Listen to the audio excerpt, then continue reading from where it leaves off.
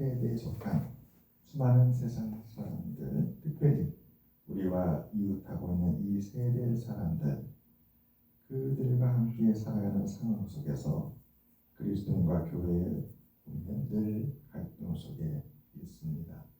가치관이 다르고 또 소망이 다르고 또 믿음의 근본이 다르지요. 믿는 대상이 다르고 또 삶의 목적이 다릅니다.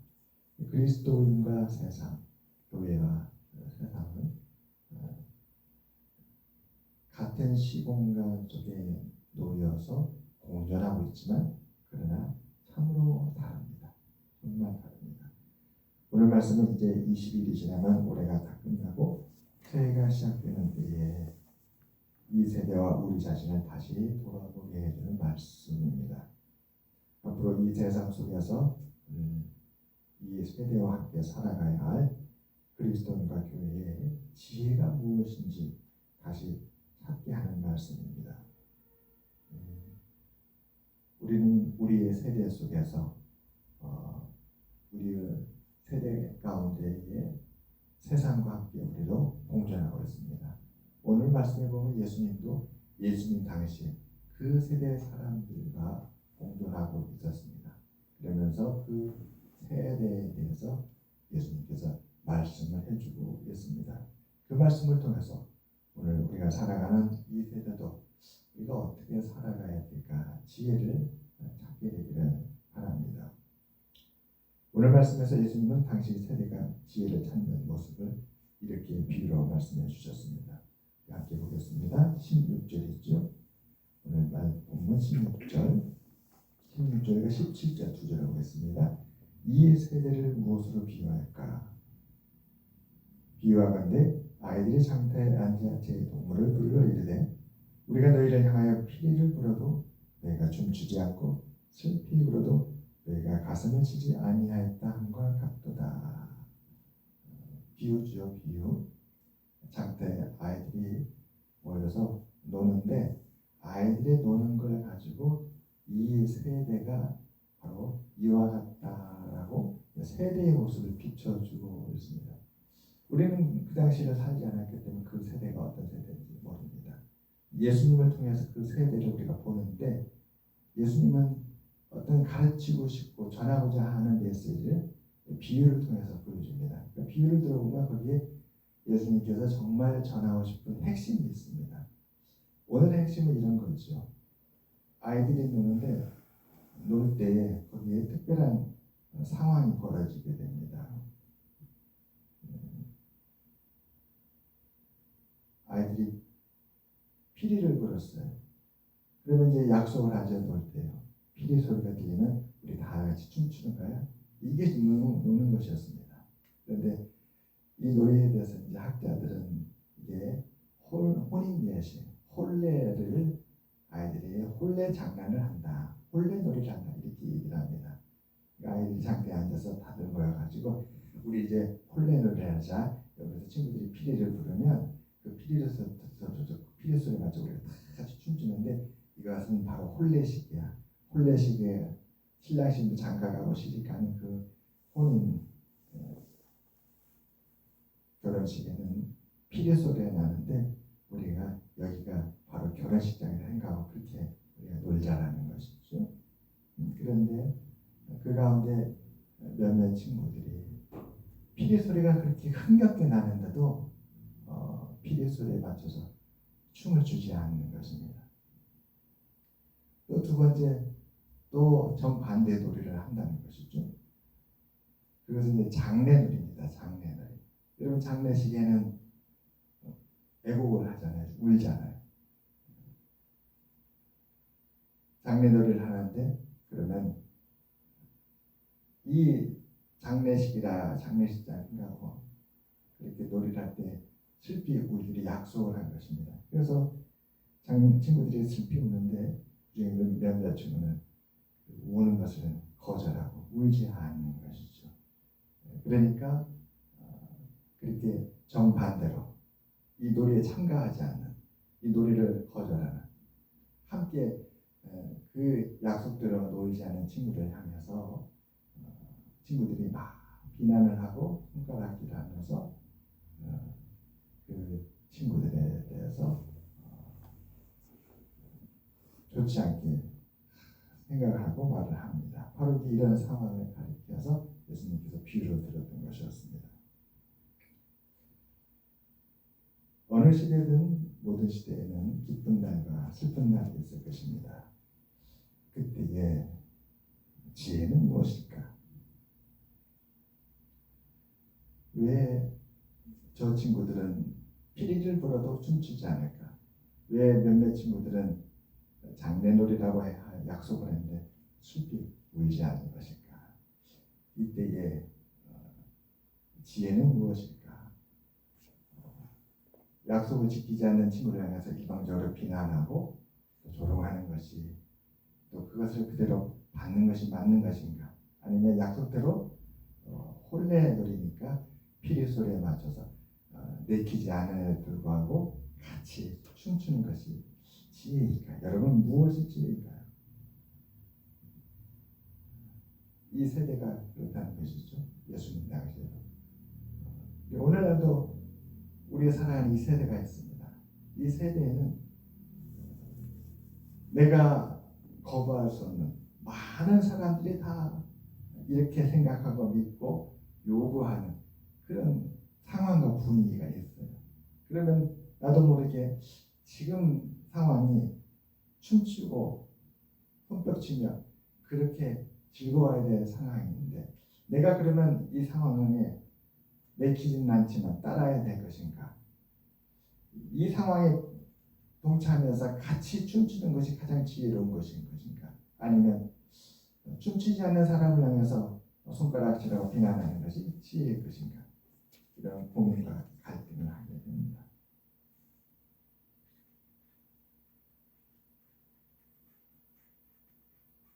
오늘 예수님은 우리에게 이러한 세대를 바라보면서 우리가 어떻게 판단해야 될지, 이 판단에 아주 귀한 교훈을 주고 있습니다. 예수님의 교훈을 함께 보겠습니다. 18절과 19절입니다. 요한이 와서 먹지도 않고 마시지도 아니하며 그들이 말하기를 귀신이 들렸다 하더니, 인자는 와서 먹고 마시며 말하기를 보라, 먹기를 탐하고 포도주를 즐기는 사람이요 세리와 죄인의 친구로다 하니 지혜는 그 행한 일로 인하여 옳다함을 얻느니라. 예수님께서 이 세대를 이야기하신 데는 이유가 있었습니다. 그 당시 사람들이 세례 요한과 예수님을 향하여서 비난하였던 것, 조롱하고 손가락질하였던 것, 그것이 아주 중요한 배경이었어요. 세례 요한은 성경에 보게 되면 광야에서 예수님을 전도했던 사람이었습니다. 광야에서 사람들에게 예수 그리스도를 증거했던 사람이에요. 그 세례 요한은 외모도 참 특이했던 사람입니다. 정말 아무것도 소유하지 않냐고 약대 털옷을 입고 다녔다고 해요. 약대 털옷을. 그러니까 사람들이 봤을 때 그 세례 요한은 세상에서 완전히 구별된, 정말로 하나님께만 온전히 헌신된 사람으로 보였던 것이지, 그가 먹는 것도 왕궁에 있는 사람들이 호사스럽게 먹는 그런 식탁이 아니라 그런 야생에 있는 벌꿀을 먹었다고 합니다. 정말로 무소유의 사람, 하나님 앞에 부름받아서 예수를 전하는 전도의 사명만 온전 헌신해서 살았던 그런 사람이지요. 그러다 보니까 일반 사람들과 같지 않았습니다. 굉장히 먹을 것도 절제하고, 말도 절제하고, 행동도 절제하고, 모든 것이 정말로 온전히 전혀 세상 사람이나 같지 않은, 옛날로 보자면 완전히 수도사 같은 그런 사람이었어요. 수도사 같은 사람. 그 세례 요한이 했던 역할은 예수 그리스도를 증거하는 거였습니다. 그렇게 이 세례 요한은 사람들과 같지 않고 정말로 구별된 그런 모습으로 예수 그리스도를 증거하니까 이 세례요한은 어떻게 사람들이 평가를 하게 됐는가? 그는 왜 먹지도 않을까? 왜 마시지도 않을까? 왜 일반 사람처럼 먹지도 않고 일반 사람처럼 마시지도 않았을까? 그는 틀림없이 귀신이 들렸기 때문에 그런다. 사람이 귀신이 들어가면 정상인이 아니잖아요. 귀신이 들어가면 뭘 안 먹어도 굶어 죽지가 않아요. 귀신이 들어가면 뭘 마시지 않아도 목마른 줄 몰라요. 그러니까 귀신이 들어가면 분명히 상처가 났는데 아파야 되는데 아픈 줄도 모릅니다. 그러니까 이 정상적인 몸이 아니에요. 그래서 사람들한테 약대 털옷을 입고 그렇게 벌꿀만 먹고 야생에서 산다고 어떻게 사람이 그렇게 살아갈 수 있어? 틀림없이 귀신이 들었기 때문에 그런 자연인으로서 살아갈 수 있을까요라고 사람들은 평가를 드렸습니다. 그러나 예수님께서 그 세례 요한이 이와 같이 먹는 거, 마시는 거 모든 것에 있어서 그렇게 아주 지극히 경건하게 자신을 다스렸던 이유는 그렇게 해야 예수 그리스도를 증거할 수 있었기 때문에 그랬습니다. 사람들은 흠을 잘 잡잖아요. 사람들은 저 사람의 약점이 무엇인지 뭔지 들어보면 무언가 그 사람의 연약한 부분이 튀어나오는데 그런 걸 너무나도 잘 집어냅니다. 세례 요한이 조금이라도 약점이 있어서 서기관과 바리새인들 예수님을 반대하는 사람들에게 털끝이라도 약점이 잡히면 어떻게 되겠습니까? 그러면 예수를 증거하는 일에 방해가 되겠죠. 그런데 그런 약점을 잡히지 않기 위해서 이렇게 세례 요한은 자신을 경건하게 지극히 경건하게 했다는 것이었습니다. 그러니까 그 세례 요한을 반대하는 그 세상 사람들이 그의 흠을 잡을 수가 없으니까 귀신이 들렸다고 덮어주셨던 거예요. 또 예수님은 어떻게 사람들이 덮어씌우고 비난했는가? 말씀을 보면 인자는 예수님을 말하죠. 인자는 19절에 인자는 와서 먹고 마시며 말하기를 보라 먹기를 탐하고 포도주를 즐기는 사람이요 세리와 죄인의 친구로다. 예수님은 세례 요한과 좀 달랐습니다. 예수님은 사람들과 함께 식사도 하고 마시기도 했어요. 예수님은 가나 혼인잔치 포도주가 떨어졌다고 하니까 그 항아리에 포도주를 기적적으로 만들어 주셨습니다.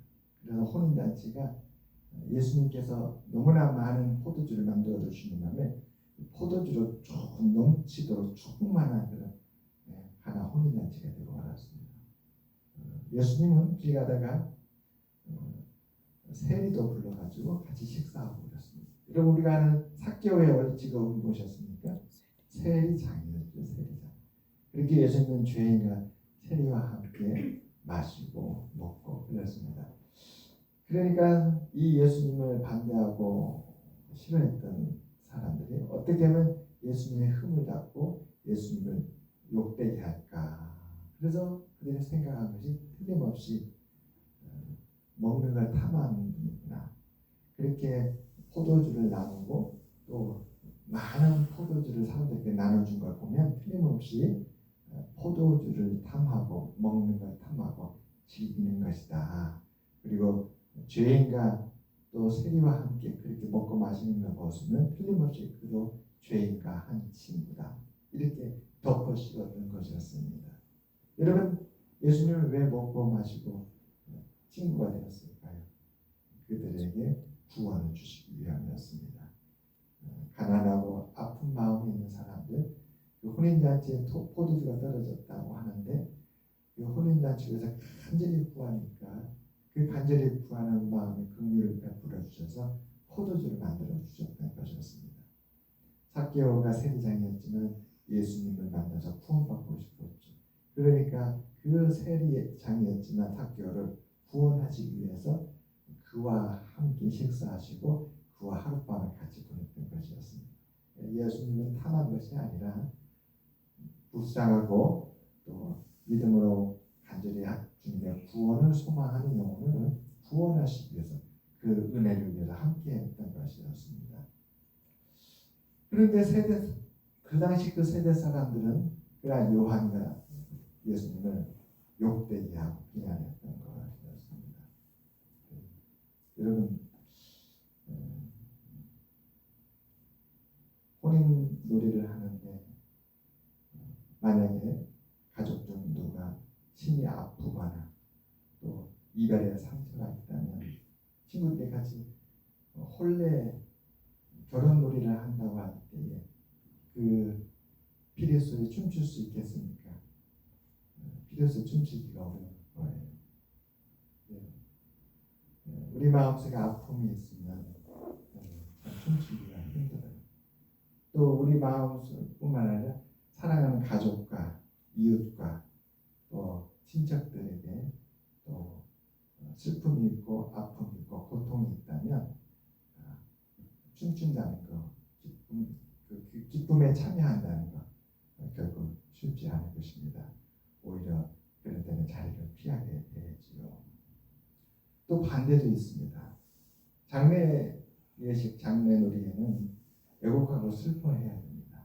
그런데 하필 가족 가운데 출산의 기쁨이 있다거나 또 실제로 결혼의 기쁨이 있다거나 또 누군가 사랑하는 가족과 사랑하는 친구에게 너무나 복된 행복한 일이 있어서 그런 상황 속에 있다면 아무리 놀이라고 하지만 마음에 내켜서 애곡하는 데 쉽지 않을 것입니다. 그런데 이 세대는 그러한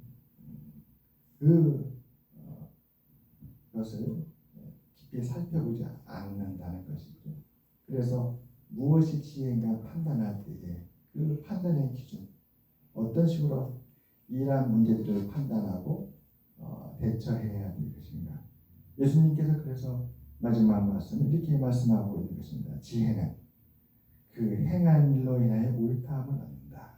사람들 소문이나 사람들이 하는 말이나 아무 생각 없이 전하는 말이나 이런 것에 대해서 판단받지 말라는 것이죠. 이런 것에 판단받지 말고 어떤 일을 겪고 있는지 또 실제로 행한 일이 무엇인지 일어난 일이 무엇인지 이런 걸 가지고 판단을 하게 되면 올바르게 인정을 받고 그래서 올바르게 판단하는 지혜다. 우리 예수님이 이렇게 알려주고 계십니다.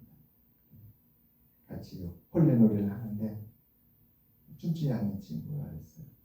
왜 춤추지 않는지 이유를 물어보고 그 사연을 들어보면 얼마든지 피리소에 춤추라고 강요하지 않게 됩니다. 그리고 오히려 그렇다면 춤추지 않는 것이 더 지혜롭다라고 그 친구는 춤추는 그 혼례에 대해서 자연히 제외를 시키겠죠. 이 세대는 그렇게 지혜를 판단하지 않는다는 것이.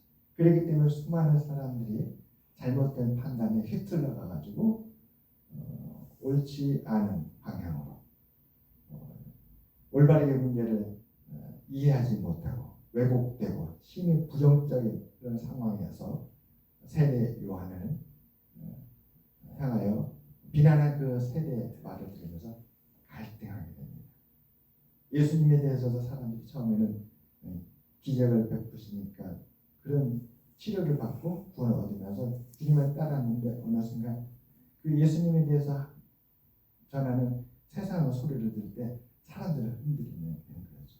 저 예수라는 분이 실은 죄인과 세리와 친구가 되어서 그 예수와 함께 다니면 같이 죄인이 된다라고 이렇게 우리로 하여금 낙심하고 또 침체되고 믿었던 모든 믿음을 다 포기하게끔 하는 그런 잘못된 말을 듣게 되면 흔들리게 됩니다. 흔들리게 됩니다. 오늘날 우리들도 세상의 소리가 얼마나 많은지 모릅니다. 그 세상의 소리로부터 우리 자신을 지키고 올바르게 판단하기 위해서는 정확하게 이 일이 어떻게 됐는지 확인을 해야 합니다. 그 행한 일로 옳다 인정함을 받는 것이 지혜다. 여러분 예수님이 누구신지 성경을 통해서 늘 확인하시기를 주님으로 축원합니다. 우리 교회는 어떠해야 되는지 하나님의 말씀으로부터 늘 확인하시기를 바랍니다. 그리스도인은 어떤 존재인지, 우리가 하나님의 자녀라는 것은 어떤 의미인지 우리는 말씀을 통해서 확인하고, 또 하나님이 우리에게 베풀어 주시는 그 은혜 안에서 늘 확인받고 깨달아가면서 지혜로운 믿음의 성도, 지혜로운 아름다운 교회 되시기를 주님으로 축원합니다. 기도하겠습니다. 하나님 아버지,